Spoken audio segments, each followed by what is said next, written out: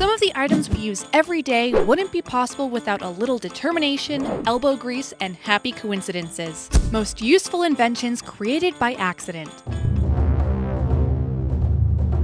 Viagra. In The Matrix, Morpheus gives Neo two options: the red pill of painful and forbidden knowledge, or the blue pill of blissful ignorance. While Neo chooses the red pill to save humanity, many men these days are taking the blue pill for a different kind of bliss than ignorance. When Viagra was first being tested in 1989, its primary compound sildenafil citrate was meant to be a treatment for high blood pressure and angina, which are chest pains that often come hand in hand with heart conditions. As we all probably know by now, the little blue pill doesn't do much for the heart, but it does help men in other areas further south. While unexpected, it was perhaps more universally useful to customers and their loved ones alike, or at least it was quite a bit more enjoyable. In 1998, Viagra finally hit the shelves as a big solution to men's small problems, and has been used by millions every year in the 22 years since. If you're new here, be sure to subscribe and hit the bell icon to be notified of all our upcoming videos. And if you end up enjoying this one, hit the like button before you go. Super glue.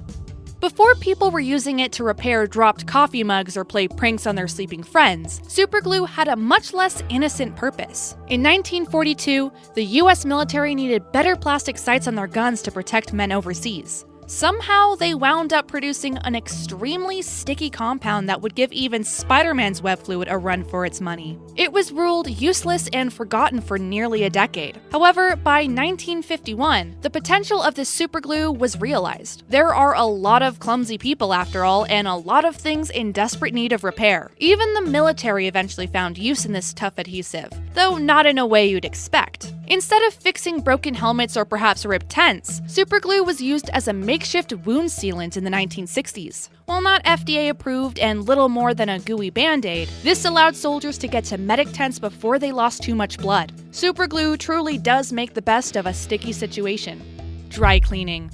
We might not think much of it until we need to put on a business suit or we pull our favorite sweater from the wash ruined, but good dry cleaning is important. While dry cleaning as a technique has popped up throughout history, even as far back as Pompeii, the modern version we use today was supposedly created by a fluke. In 1825, Jean-Baptiste Joly was working as one of many textile workers in France when his maid knocked over a lamp on his tablecloth.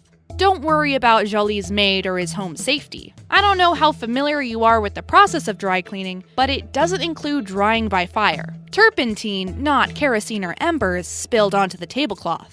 When the spot dried, Joly noticed that it was cleaner than the rest. Dipping the whole tablecloth in a bathtub of turpentine brought the same result, so he knew what he had to do. It wasn't long before the first modern dry cleaning store opened in Paris. Implantable pacemaker. In 1956, Wilson Greatbatch was attempting to create a machine that would record heart rhythms, which we all know is quite lucrative from the number of times heart monitors are featured in hospital dramas. However, Greatbatch mistakenly added a wrong electrical component. Instead of recording heartbeats, it imitated them with electrical pulses. Since pacemakers already existed, bulky and power-sucking as they were, he knew that this could stimulate and correct faulty hearts into healthier rhythms. This version, however, was small enough to be implanted in the body. A working prototype of this revolutionary version was implanted in a dog 2 years later in 1958. By 1960, humans had their own. One of the first successful human patients was a young man who'd collapsed at work due to his heart condition, but with Greatbatch's help, lived another 30 years on his pacemaker. Vulcanized rubber. In the 19th century, rubber was a bit of a fool's gold for manufacturers. It had its uses, including being flexible and moldable, but it had a major flaw. In extreme temperatures such as hot summers and freezing winters, it would melt or crack into uselessness. Then came Charles Goodyear, the man whose blimps you've probably seen floating at least on TV, if not in person. He sought the cure to this Achilles heel for years by mixing rubber with any chemicals and components he could get his hands on, hoping that the next one would be his miracle solution. He nearly brought himself into total ruin in the process. Then, in 1839, Goodyear dropped one of his experimental rubber mixtures, this one with sulfur, onto a hot stove. Instead of melting and deforming like all the rest, it vulcanized, becoming harder and more durable. This vulcanized rubber had the uncanny ability to live long and prosper far past all the other rubbers at the time, saving the entire rubber industry in the process. Matches. For thousands of years, creating fires used to be a pretty long-winded process. Just look at any one of the fire-making challenges the TV show Survivor puts on at least once a season. Substances like sulfur and potassium chlorate had been found to help light a fire, but they were tricky at best and highly dangerous at worst. All that changed when someone added a little phosphorus to the mix. In 1826, an English chemist named John Walker was mixing chemicals in his home, as I'm sure all chemists do in their free time, when the substance built up on his stirring stick. To his surprise and terror, when he tried scraping it off against the hearth, the end of his stick suddenly caught fire. Thus, the first friction match was born, needing only a quick strike to light. Once the new recipe became known, these matches started selling like wildfire. Mauve dye.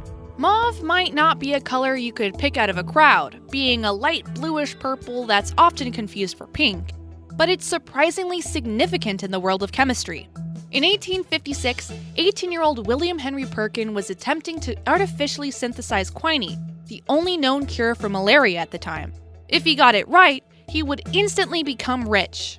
And let's not forget a hero. Quinine wasn't the easiest or most affordable substance to come by. However, what he got instead was even more lucrative: the world's first artificial dye. Perkin snatched up the patent and figured out a way to get his dyeing powders in more than just one beautiful shade of mauve. Not to say that mauve wasn't a heavily sought-after color. Before Perkin, purples were so expensive that only the elite and the noble could afford to wear them. The term royal purple isn't just for show after all. With Perkin's new dyes, though, purples were the hottest new commodity anyone could have. Penicillin. Trying to create the cure-all to everything sounds like nothing more than pseudoscience, and most of the time it is. The human body and everything that can go wrong with it are too complex for something as simple as, take this and you'll become perfection personified. However, at the start of the 20th century, Alexander Fleming accidentally created the closest thing to a cure-all the world had ever seen at the time: the world's first antibiotic. In 1928, Fleming was researching a bacteria known to cause boils and infections in people with weak immune systems. When he returned from a 2-week vacation, he noticed that the bacteria in one of his petri dishes, one contaminated with the mold known as Penicillium notatum, had stopped growing. It was like the penicillium had seen the incoming bacteria and put up a quarantine zone all around it. Only this time, the dangerous microbes were kept outside, not in. Amazingly, penicillin's discovery depended on Fleming leaving without keeping his samples in the right incubation temperatures for experiments. Otherwise, penicillium's mold spores never would have grown. X-rays. The invention of X-ray imaging is surrounded by intrigue and mystery, not least because its creator Wilhelm Röntgen had his lab records destroyed as part of his last requests. However, most will tell you that in 1895, he was experimenting with a cathode ray tube covered with black cardboard to mask its distracting light, when he found another glow in his lab. A screen coated in a fluorescent chemical had been irradiated by the tube with a then undiscovered ray. This newly dubbed X-ray could pass through less dense materials like clothing and human skin, but not bone. Suddenly, scientists had an accurate way of mapping individual human bodies without any dangerous invasive treatment. Doctors performing life-saving surgeries finally knew exactly where X marked the spot. Have you ever had a stroke of genius made completely by mistake? I'd love to read your stories in the comments below. 1. Microwave ovens. Microwave ovens were, according to legend in 1958's Reader's Digest, created from an accidental discovery in the 1940s. Percy Spencer, an engineer at the magnetron company Raytheon, was wandering through the workplace radar labs when he experienced every child's worst nightmare. The candy bar he'd stashed in his pocket began melting. Instead of rushing to salvage the mess or just eat the leftovers as most do, Spencer saw dollar signs flash before his eyes. To prove the machine's microwaves were at fault, he put an uncooked egg inside a kettle and watched with bated breath as he left it by the magnetron. One of Spencer's colleagues saw what he was doing and doubted the supposed research he was conducting.